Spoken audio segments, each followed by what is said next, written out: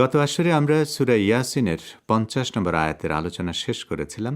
আজ আমরা এই সূরার ৫১ থেকে ৫৮ নম্বর পর্যন্ত আয়াতের তাফসীর উপস্থাপন করব। প্রথমেই সূরা ইয়াসিনের ৫১ থেকে ৫৩ নম্বর পর্যন্ত আয়াতের তর্জমা শোনা যাক। এবং যখনই সিংহায় ফুঁক দেওয়া হবে, তখনই তারা কবর থেকে দ্রুত গতিতে তাদের পালনকর্তার দিকে ছুটে চলবে। তারা বলবে, হায় আমাদের দুর্ভোগ, কে আমাদেরকে নিদ্রাচ্ছল থেকে উত্থিত করল? রহমান আল্লাহ তো এরই ওয়াদা দিয়েছিলেন এবং রাসূলগণ সত্য বলেছিলেন। হ্যাঁ, এটা কেবল এক মহানাদ ছাড়া আর কিছু নয়। সুতরাং সেই মুহূর্তে তাদের সবাইকে আমার সামনে উপস্থিত করা হবে। গত কয়েকটি আয়াতের ব্যাখ্যা দিতে গিয়ে আমরা বলেছি, এই নশ্বর বিশ্বজগতের সব কিছুই একদিন আল্লাহর ইচ্ছায় ধ্বংস হয়ে যাবে এবং বিকট ঐশী শব্দে মানুষসহ সব প্রাণীর মৃত্যু হবে। এরপর এই আয়াতে বলা হয়েছে, পরবর্তী আরেকটি মহাশব্দে সব মানুষ প্রাণ ফিরে পাবে এবং কবরে থাকা মানুষগুলো মাটি ভেদ করে উপরে উঠে আসবে। ভূপৃষ্ঠ গর্ভবতী মায়ের মতো নিজের পেট থেকে নবজাতকদের মতো করে সব মানুষকে বের করে দেবে। মায়ের গর্ভে যেমন এক বিন্দু পানি ধীরে ধীরে রক্তমাংসের শরীরে পরিণত হয়, তেমনি মাটির গর্ভে পড়ে থাকা মানব দেহের পচে গলে যাওয়া রক্তমাংস ও হাড় ধীরে ধীরে জোড়া লেগে আবার পূর্ণ মানুষে পরিণত হবে। এরপর এসব মানুষ কিয়ামতের ময়দানে সমবেত হবে এবং নিজেদের চোখে আল্লাহ তাআলার প্রতিশ্রুতির বাস্তবায়ন দেখতে পাবে। সেদিন তারা সবাই এক বাক্যে আল্লাহর প্রতিশ্রুতি বাস্তবায়নের বিষয়টি স্বীকার করবে এবং মুখে বলে উঠবে। তারা মৃতকে জীবিত করার ব্যাপারে মহান আল্লাহর ক্ষমতা দেখে বিস্মিত হবে। এই ৩ আয়াতের শিক্ষণীয় দিকগুলো হলো: ১. কিয়ামত দিবস হবে সশরীরে এবং মানুষ পার্থিব জীবনের দেহ নিয়েই শেষ বিচারের দিনে আল্লাহর সামনে উপস্থিত হবে।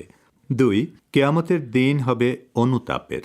সেদিন কাফেররা আল্লাহর প্রতি অবিশ্বাসের কারণে অনুতপ্ত হবে এবং মুমিনরা নেক কাজ কম করার কারণে অনুতাপ করবে। ৩. ইতিহাসের দীর্ঘ পরিক্রমায় যত মানুষ পৃথিবীতে এসেছিল, অর্থাৎ হাজার হাজার বছর আগের মানুষ এবং হাজার হাজার বছর পরের মানুষ, সবাই কিয়ামতের দিন একই সময়ে একই স্থানে সমবেত হবে। এবারে সূরা ইয়াসিনের ৫৪ থেকে ৫৮ নম্বর পর্যন্ত আয়াতের তর্জমা শোনা যাক। আজকের দিনে কারো প্রতি বিন্দুমাত্র জুলুম করা হবে না এবং তোমরা যা করতে তাছাড়া অন্য কোনো প্রতিদান পাবে না। এদিন জান্নাতীরা আনন্দে ও উৎফুল্ল চিত্তে মশগুল থাকবে। তারা এবং তাদের স্ত্রীরা উপবিষ্ট থাকবে ছায়াময় পরিবেশে, আসনে হেলান দিয়ে। সেখানে তাদের জন্য থাকবে সব ধরনের ফলমূল এবং তারা যা চাইবে তাই তাদের জন্য প্রস্তুত রাখা হবে। করুণাময় পালনকর্তার পক্ষ থেকে তাদেরকে যা বলা হবে তা হচ্ছে সালাম। কিয়ামত দিবসে মানুষকে উপস্থিত করার উদ্দেশ্যই হবে আল্লাহ রাব্বুল আলামিনের আদালতে তাদেরকে হাজির করা। সেই আদালতে পার্থিব জীবনে মানুষের বিশ্বাস, চিন্তাধারা ও কৃতকর্মের ভিত্তিতে তাদেরকে শাস্তি অথবা পুরস্কার দেয়া হবে। পবিত্র কোরআনে বলা হচ্ছে, সেই দিনের বিচার হবে ঐশী মিজানের পাল্লায় অত্যন্ত সূক্ষ্মভাবে। কারো প্রতি বিন্দুমাত্র জুলুম বা অবিচার করা হবে না। নেককার বান্দারা তাদের সৎকর্মের পুরস্কার লাভ করবে এবং বদকার বান্দারা কঠোর শাস্তি পাবে। পরের আয়াত থেকে জান্নাত লাভকারী মানুষদের অবস্থা বর্ণনা করা হয়েছে। পার্থিব জীবনে আমরা যা কিছু দেখতে ও শুনতে পাই তার ভিত্তিতে আমাদের উপলব্ধি হওয়ার মতো কিছু পুরস্কারের কথা আল্লাহ তাআলা এখানে জানিয়ে দিয়েছেন।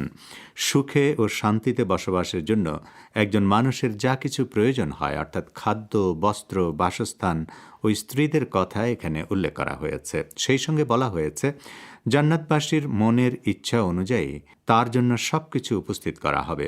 তারা ইচ্ছা করা মাত্র তাদের সামনে কাঙ্ক্ষিত বস্তু হাজির হয়ে যাবে। আর এসব নিয়ামত খেতে বা উপভোগ করতে গিয়ে তারা ক্লান্ত ও পরিশ্রান্ত হবে না। অবশ্য বস্তুগত এসব নিয়ামতের পাশাপাশি আল্লাহ তাআলার পক্ষ থেকে আত্মিক অনুগ্রহও থাকবে।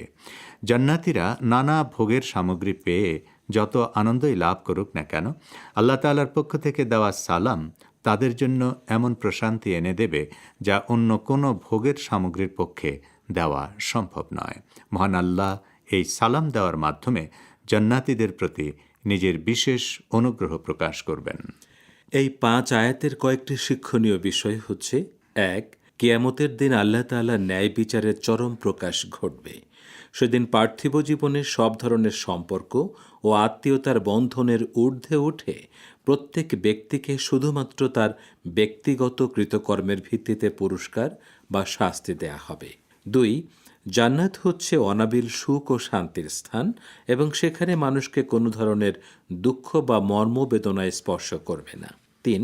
জান্নাতে মানুষ পারিবারিক জীবন লাভ করবে এবং সেখানেও স্বামী স্ত্রী পরস্পরের কাছ থেকে সুখ ও শান্তি লাভ করবে। জান্নাতে খাওয়া পরা ও উপভোগের ক্ষেত্রে মানুষের কোনো সীমাবদ্ধতা থাকবে না। পার্থিব জীবনে মানুষ একসঙ্গে নির্দিষ্ট পরিমাণ খাবারের বেশি খেতে পারে না এবং অন্যান্য সুখ ও ভোগের সামগ্রীর ক্ষেত্রেও একই কথা প্রযোজ্য।